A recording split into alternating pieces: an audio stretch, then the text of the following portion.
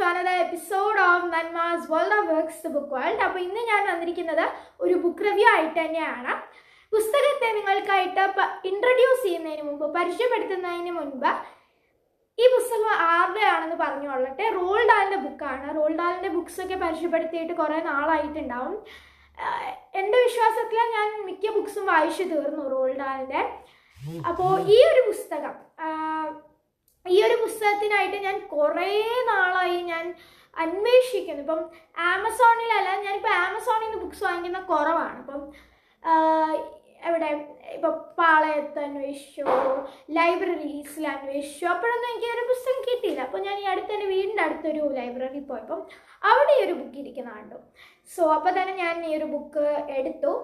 And എനിക്ക് എന്താ പറയുക, റോൾഡ് ഡാലിനെ പറ്റി ആദ്യം തന്നെ പറയട്ടെ. റോൾഡ് ഡാലിൻ്റെ വേൾഡ്സ് നമ്പർ 1 സ്റ്റോറി ടെല്ലർ എന്നാണ് റോൾഡ് ഡാൽ അറിയപ്പെടുന്നത്. റോൾഡ് ഡാലിൻ്റെ എല്ലാ പുസ്തകങ്ങളും എനിക്ക് ഭയങ്കര ഡ്രീമി വൈബ്സ് ആണ് നൽകിയിട്ടുള്ളത്. അതായത് നമ്മൾ സ്വപ്നം കാണില്ലേ ചില കാര്യങ്ങൾ, അതേപോലെയുള്ള സംഭവങ്ങൾ. അതായത് ഇപ്പം ഉദാഹരണത്തിന് ഈ പുസ്തകത്തിലെ കാര്യം ഞാൻ ഇത് പരിചയപ്പെടുത്തുമ്പോൾ പറയാം. ഇപ്പം മാറ്റിൽഡ ആണെങ്കിൽ മാറ്റിൽഡയുടെ കണ്ണുകൊണ്ട് മാറ്റിൽഡയ്ക്ക് കാര്യങ്ങൾ മൂവ് ചെയ്യാൻ സാധിക്കുമല്ലേ. അപ്പം അതൊക്കെ നമ്മൾ ഈ സ്വപ്നത്തിൽ കാണുന്ന. വേറൊരു ഉദാഹരണം പറയാം, Charlie and the chocolate factory. ഒരു ചോക്ലേറ്റ് ഫാക്ടറിയിൽ അല്ലേ, നമ്മളൊന്നും ഇമാജിൻ ചെയ്യാത്തത്രയും ആ ഒരു രീതിക്ക് ഭയങ്കര വിവിഡായിട്ടുള്ള ഇമാജിനേഷൻസ് ഉള്ള ഒരു എഴുത്തുകാരനാണ് റോൾഡ് ഡാൽ. എൻ്റെ ചാനലിലെ ആദ്യത്തെ ബുക്ക് റിവ്യൂ തന്നെ റോൾഡ് ഡാലിൻ്റെ ജോർജ്സ് മാർവലസ് മെഡിസിൻ എന്ന് പറയുന്ന ബുക്കായിരുന്നു. സോ അതേപോലെ റോൾഡ് ഡാലിൻ്റെ എല്ലാ പുസ്തകങ്ങളും നമുക്ക് തരുന്നത് ഭയങ്കര ഒരു എക്സ്പീരിയൻസ് ആണ്. ഇപ്പം നമ്മൾ കുഞ്ഞിലെയൊക്കെ ഭയങ്കര ഒരു 7-8 വയസ്സൊക്കെ ഉള്ളപ്പോൾ കാണുന്ന സ്വപ്നങ്ങളുണ്ടല്ലേ, ഭയങ്കര രസമാണ്. അതേപോലെ ഡാലിൻ്റെ വേറൊരു പ്രത്യേകത എന്താണെന്ന് പറഞ്ഞാൽ, റോൾഡ് ഡാൽ നമ്മെ വിശ്വസിപ്പിക്കും കാര്യങ്ങൾ. അതായത് ഉദാഹരണത്തിന് മെറ്റിൽഡ, ഒരു ചെറിയ പെൺകുട്ടി അവളുടെ കണ്ണിൻ്റെ പവർ യൂസ് ചെയ്ത് അവളുടെ പ്രിൻസിപ്പലിനെ പേടിപ്പിക്കാനായിട്ട് ചില കാര്യങ്ങൾ ആ ബോർഡിൽ എഴുതുന്നു. ഒരു കൊച്ചു കുട്ടിക്ക് അത് എങ്ങനെയാണ് വിശ്വസിക്കാതിരിക്കാൻ സാധിക്കുക? ലൈക്ക് ആ കഥാകാരൻ അത് അവതരിപ്പിച്ചിട്ടുള്ള രീതി, അതാണ് ഒരു എഴുത്തുകാരൻ്റെ അല്ലെങ്കിൽ കഥാകാരൻ്റെ കഴിവ് എന്ന് പറയുന്നത്. അതുകൊണ്ട് തന്നെ ആവാം Roald Dahl world's number 1 story teller എന്ന് അറിയപ്പെടുന്നത്. ഇപ്പോൾ ഇനോർമസ് ക്രോക്കഡൈൽ ആയിക്കോട്ടെ, എല്ലാ പുസ്തകങ്ങളും വളരെ എന്താ പറയുക, നമ്മൾ സ്വപ്നം കാണാറില്ലേ, അതേപോലെയാണ് എനിക്ക് ഫീൽ ചെയ്തിട്ടുള്ളത്. ഇപ്പോൾ ആയാലും നമ്മളെ അതിലോട്ട് ആകർഷിച്ച് ഇരുത്തുക, നമ്മെ വായിക്കാൻ ആ പുസ്തകം. റോൾഡ് ഡാലിൻ്റെ ബുക്സ് എന്ന് പറയുമ്പോൾ എനിക്ക് എന്നും എക്സൈറ്റ്മെൻ്റ് ആണ് ഉണ്ടായിട്ടുള്ളത്. ഇനിയും റോൾഡ് ഡാലിൻ്റെ ബുക്സ് ഇപ്പോൾ എൻ്റെ കൈ കിട്ടിയാൽ ഞാൻ വായിക്കും. അതായത് ആ ഒരു എക്സൈറ്റ്മെൻ്റ് ഒരു വായിക്കുന്ന ഒരു കുട്ടിയിൽ ഉണ്ടാക്കുക, അത് റോൾഡ് ഡാലിനെ കൊണ്ട് സാധിക്കും എന്നതിൽ സംശയമില്ല. അപ്പോൾ നമുക്ക് ഈ ഒരു പുസ്തകത്തിലേക്ക് പോവാം. Billy and the Minpins എന്നാണ് ഈ ഒരു പുസ്തകത്തിൻ്റെ പേര്. റോൾഡ് ഡാലിൻ്റെ ബുക്കാണ്, illustrated by Quentin Blake. Roald ഡാലിൻ്റെ മിക്ക ബുക്സും ക്വെന്റൻ ബ്ലേക്ക് ആണ് ഇല്ലസ്ട്രേറ്റ് ചെയ്യുന്നത്, നമുക്കറിയാവുന്ന കാര്യമാണ്. സോ ഈ ഒരു പുസ്തകം ഞാൻ നേരത്തെ പറഞ്ഞതുപോലെ എനിക്കിതിലൊരു സ്വപ്നത്തിലൊക്കെ നമ്മൾ കാണുന്ന കാര്യമായിട്ട് തോന്നിയത്, മരങ്ങളുടെ അകത്ത്, മരം ഉണ്ടല്ലോ, ട്രീസിൻ്റെ അകത്ത്, ബ്രാഞ്ചിൻ്റെ ഈ ട്രീസിൻ്റെ അകത്ത് എന്താ പറയുക, വീടുകൾ, സ്റ്റെയർ കേസുകൾ, അതിൻ്റെ ആ വീടുകളിൽ മിൻപെൻസ് താമസിക്കുന്നു, ചെറിയ മനുഷ്യർ താമസിക്കുന്നു. എന്ത് രസമാണ്, ആലോചിച്ച് നോക്കുക. അത് എഴുതിയിരിക്കുന്ന രീതി തന്നെ എന്ത് രസമാണ് ഈ ഒരു പുസ്തകത്തിൽ. അപ്പോൾ ബേസിക്കലി ഇതിൻ്റെ ഒരു കഥ, ഒരു ഇൻട്രഡക്ഷൻ പോലെ പറയുകയാണ് കൊച്ചു കൂട്ടുകാർക്ക് വേണ്ടി.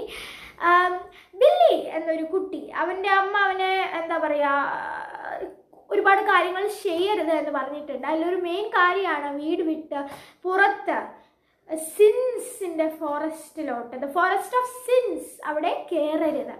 എന്നാൽ അവിടെ എന്താ പറയുക, പിടിച്ചു തിന്നുന്ന വലിയ രാക്ഷസന്മാരുണ്ട് എന്നൊക്കെയാണ് അമ്മ പറഞ്ഞിട്ടുള്ളത്. അപ്പോൾ ബില്ലിയുടെ വിചാരം അമ്മ ചുമ്മാ പറയുകയാണ്, അവൻ അവിടെ പോവാതിരിക്കാൻ വേണ്ടി പറയുകയാണ് എന്നാണ്. അങ്ങനെ അവൻ ഒരു ദിവസം അവിടെ അമ്മ ഇടയ്ക്കിടയ്ക്ക് അവനെ വിളിക്കുന്നുണ്ടെങ്കിലും അവൻ ധൈര്യമൊക്കെ സംഭരിച്ച് അവൻ്റെ ഉള്ളിലെ ഡെവിൾ പറയുന്നത് കേട്ടിട്ട് അവൻ പോവുകയാണ്. ഇവിടെ അവനെ കാത്തിരിക്കുന്നത് ആരാണെന്നറിയോ? None other than grunge.